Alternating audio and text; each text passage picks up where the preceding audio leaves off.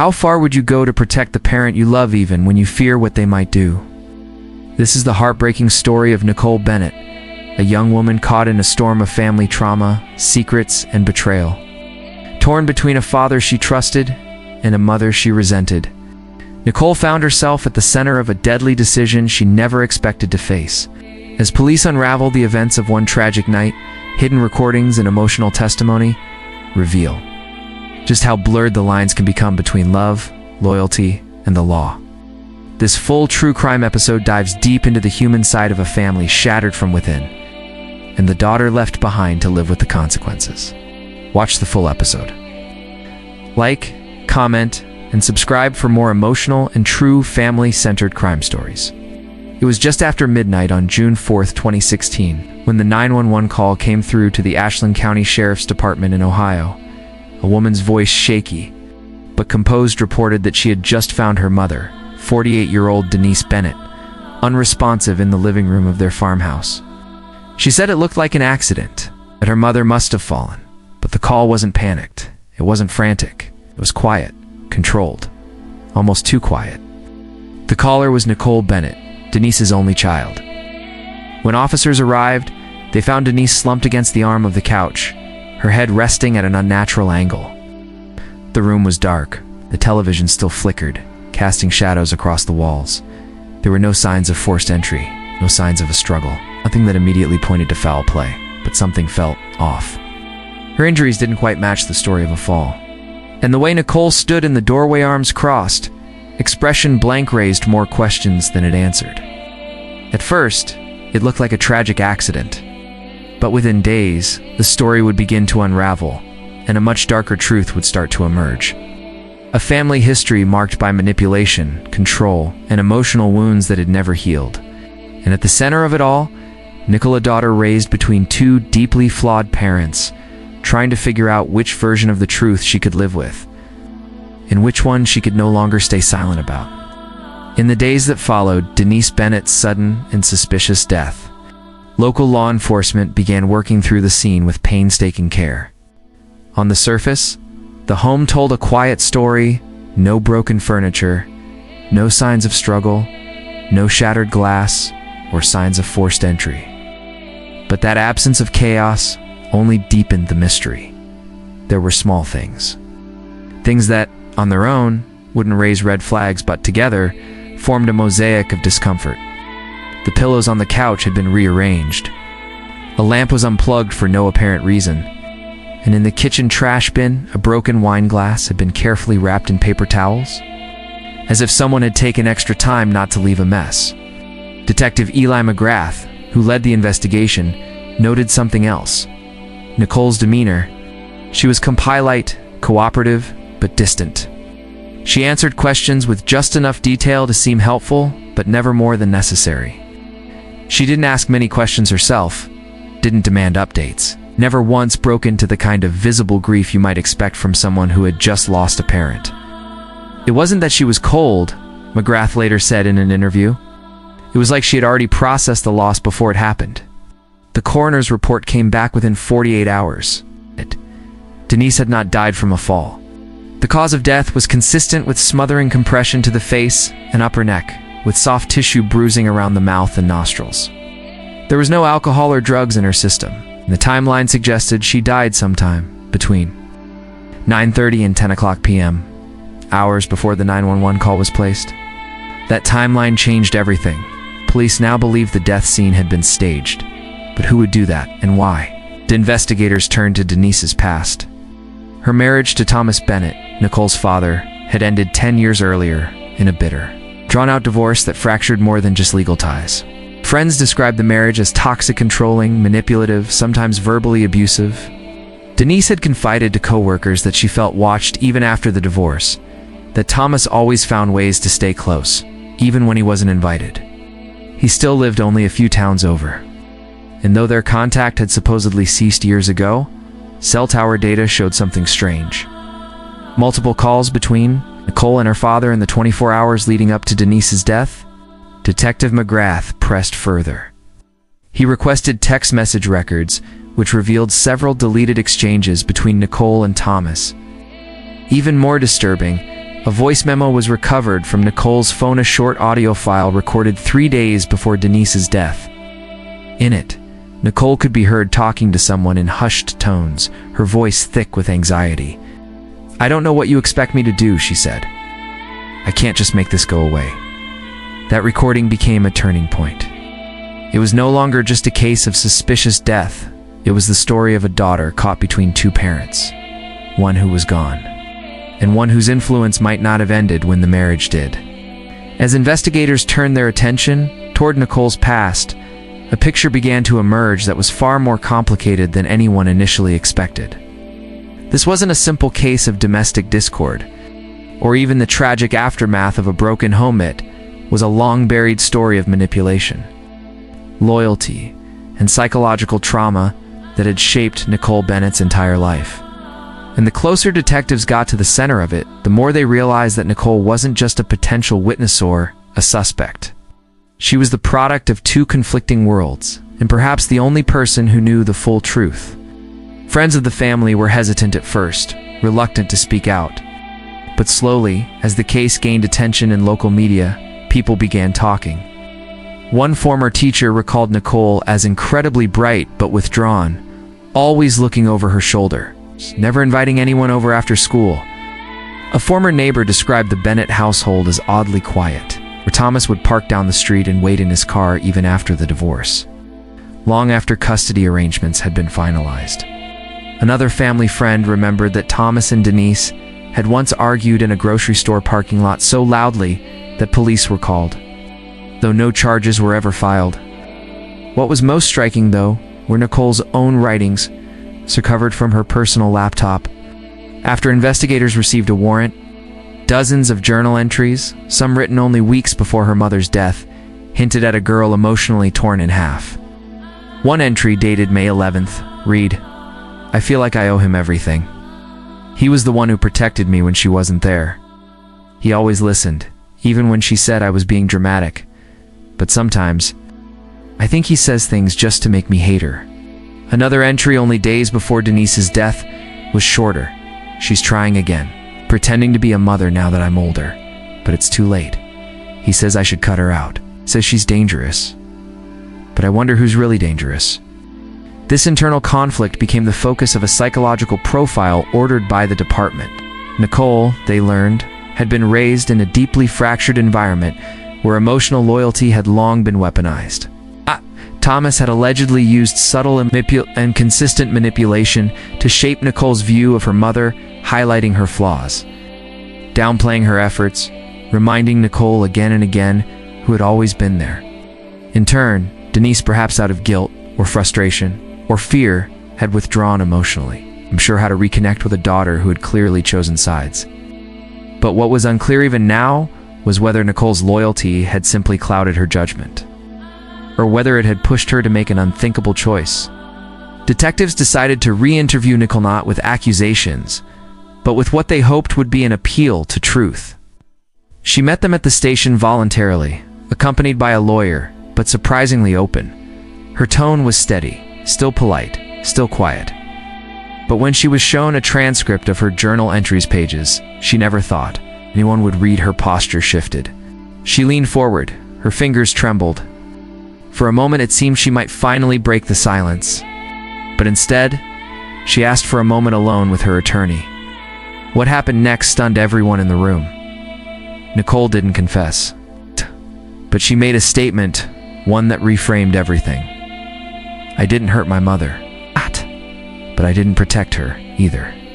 Nicole's cryptic statement, "I didn't hurt my mother, but I didn't protect her either," hung in the air like a question no one could fully answer.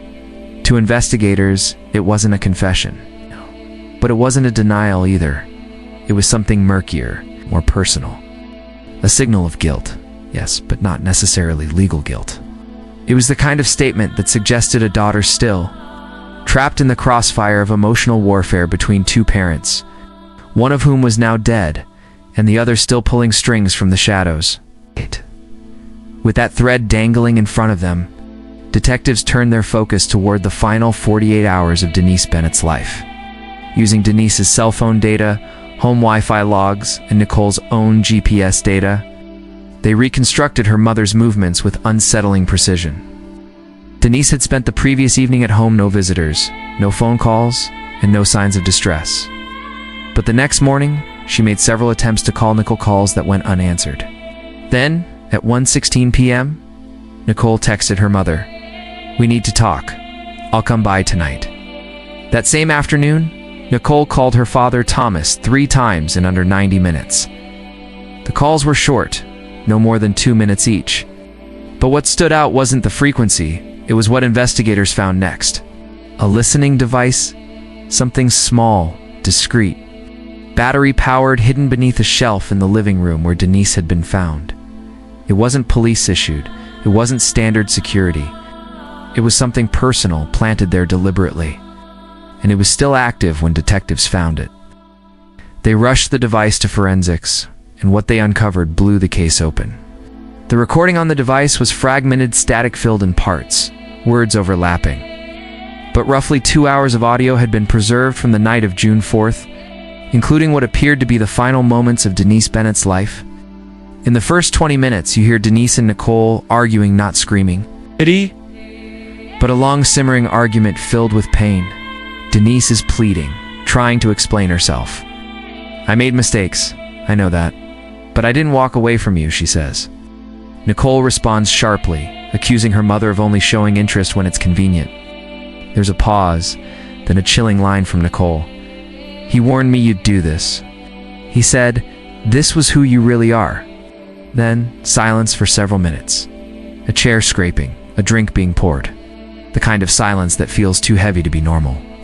And then, a voice not Nicole's. A male voice. Calm. Measured. But unmistakable. "We're done talking now, Denise." A breath caught in Detective McGrath's throat when he heard it. Thomas Bennett. He was there. There was a struggle after that. Muffled. Brief. Then nothing. It wasn't just evidence. It was a revelation. Thomas had been in the house that night and detected, unaccounted for, and Nicole had never mentioned it. She hadn't told the officers. She hadn't told the EMTs. She hadn't told anyone. And now, with this new recording, the case shifted again, not just to understanding how Denise died, but why her daughter had chosen silence over truth. Investigators now faced a different kind of burden, proving intent. Nicole hadn't physically harmed her mother, but she had lied about being alone. She had called her father, met with her mother, and then stood back as something unspeakable happened, and she had never tried to stop it. Was it fear? Brainwashing?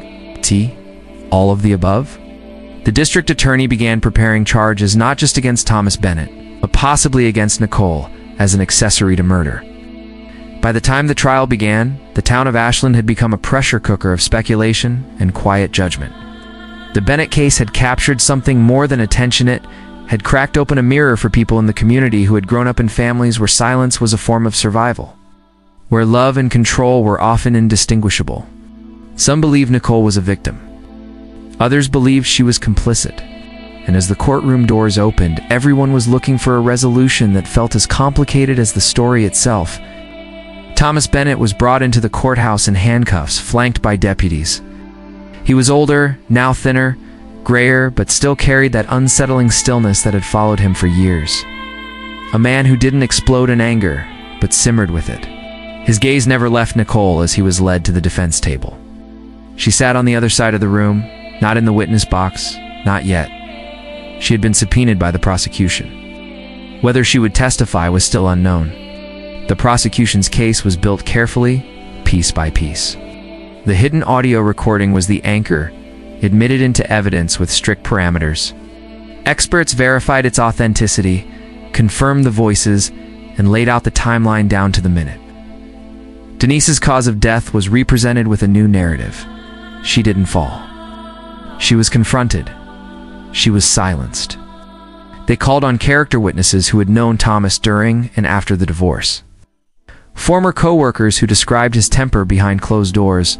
A former partner from his time as a part-time sheriff's deputy who recalled a man obsessed with control, especially when it came to family. They outlined a disturbing pattern of manipulation, tracing years of influence over Nicole's thinking. From parental alienation tactics to subtle gaslighting designed to make Denise look unstable and unfit. but the case still hinged on Nicole. And then, on the 5th day of testimony, she walked into the courtroom alone, quiet but resolved. Her eyes met her father's for the briefest second before she looked away. The silence in the room was deafening as she took the stand. The district attorney asked her to describe the night of June 4th. Nicole hesitated. She glanced down at her hands. Then, for the first time, her voice cracked. "I called my mom because he asked me to." She said the words slowly, as though saying them made them real for the first time. She explained that her father had told her he needed closure, that he wanted to speak to Denise face to face, once and for all. He'd convinced her it was harmless, that he just wanted to explain everything. Nicole admitted she didn't want to be there, that she sat in the car for almost 20 minutes before finally walking in, that she thought she was the mediator, that if she stayed, maybe nothing would go wrong. Then she described the moment it changed, how her father's tone shifted, how he accused Denise of ruining Nicole's life, of turning her into a fractured shell, how Denise begged him to leave, how he stepped toward her and everything in Nicole's stomach told her to move, to do something, to scream, but she didn't. And then she said the line that broke the room. "I let him walk into the kitchen, let him come back with the pillow. I thought he was bluffing, but I just stood there. I didn't stop him." The courtroom was silent. Some jurors blinked back tears. Others turned away. Nicole didn't look at anyone. She didn't cry. She just breathed finely, for the first time, without the weight of her silence. The defense tried to rattle her in cross-examination, accusing her of rewriting the narrative to save herself. But Nicole remained steady. She never denied her role, or she never denied her guilt. She also never said she agreed with what her father did. The lines had blurred long before that night, and by the time they sharpened, it was too late.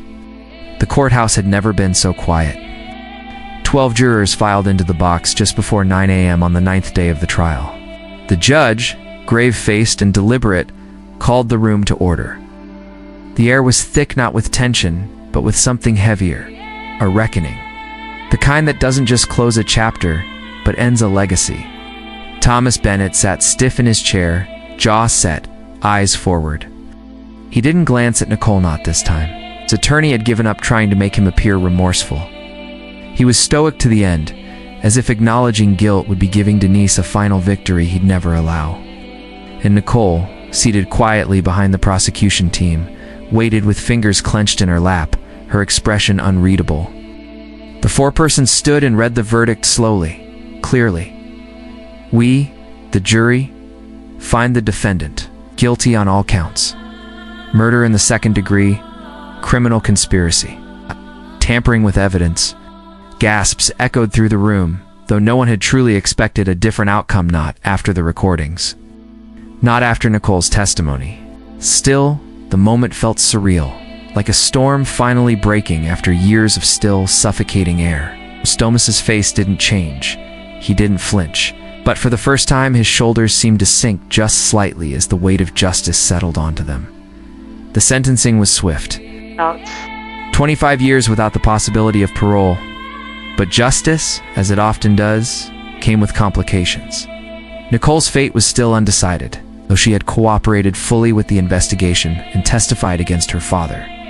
The prosecution had to decide whether to pursue charges against her for obstruction of justice, being an accessory before the fact, or even negligent homicide. It was a question that sparked public debate. Should a daughter who had lived under manipulation, emotional abuse, and trauma for years be punished for failing to stop something she may not have fully understood in the moment? Psychological evaluations were ordered. Counselors, professors, and longtime friends were interviewed. Many described Nicole as shy, observant, and painfully loyal. Others spoke of how she'd changed over the years, how, under her father's influence, she'd become more isolated, more rigid, more distrustful of her mother. One childhood friend in a statement said, "It wasn't that Nicole hated her mom. It was like she didn't know how to love her. Her dad made it feel wrong." The DA's office ultimately offered a deal. No prison time. But 5 years of supervised probation, mandated counseling, and a full public statement of accountability. Nicole accepted. In her statement, delivered to a small crowd outside the courthouse, she said, "There is no excuse for what I allowed to happen. I carry that with me every day. I was afraid of losing the one parent who made me feel like I mattered. I let that fear cloud my judgment. I failed my mother, and I will never stop trying to make that right." The community's response was mixed. Some saw a broken young woman trying to piece together the damage she'd grown up with. Others believed she had gotten away with something irreversible. But in the quiet weeks that followed, as headlines faded and courtrooms emptied, what remained was the story of a family pulled apart by bitterness, control, and silence, and a daughter who had to choose whether she would continue that silence or finally speak. Nicole moved to a different state 6 months after the trial. She changed her name, enrolled in a graduate program focused on trauma psychology. Some said she was trying to hide. Others believed she was trying to heal. In the end, the story of Nicole Bennett wasn't about one night. It was about a lifetime of choices that were shaped by love, guilt, fear, and control. It was about the way trauma doesn't always shout, it whispers, slowly. Over years, until the truth becomes so tangled in loyalty that you, Dan T., know where one ends and the other begins. Nicole lived in the shadow of two parents, both flawed in different ways, one absent in warmth, the other overwhelming in influence. She wasn't born into this tragedy. She was pulled into it, one moment at a time. And when the moment came to choose, when silence became the most dangerous thing she could offer, she did what so many others never find the strength to do. She spoke. Justice isn't always clean. It isn't always satisfying. But in this story, it came not only through a verdict, but through a voice that had been quiet for too long. A voice that finally chose truth over fear. And while it didn't bring Denise Bennett back, it gave her something she had been denied for years. Clarity. A full story. The light of day. Thank you for watching this true story. If it moved you, opened your eyes, or made you think, we'd be honored if you'd take a moment to like the video, leave a comment, and share it with someone who needs to hear it. Don't forget to subscribe to the channel and click the bell icon so you never miss a new episode, because some stories remind us just how fragile the line is between love and loyalty, and how powerful it is when someone finds the courage to finally step across it.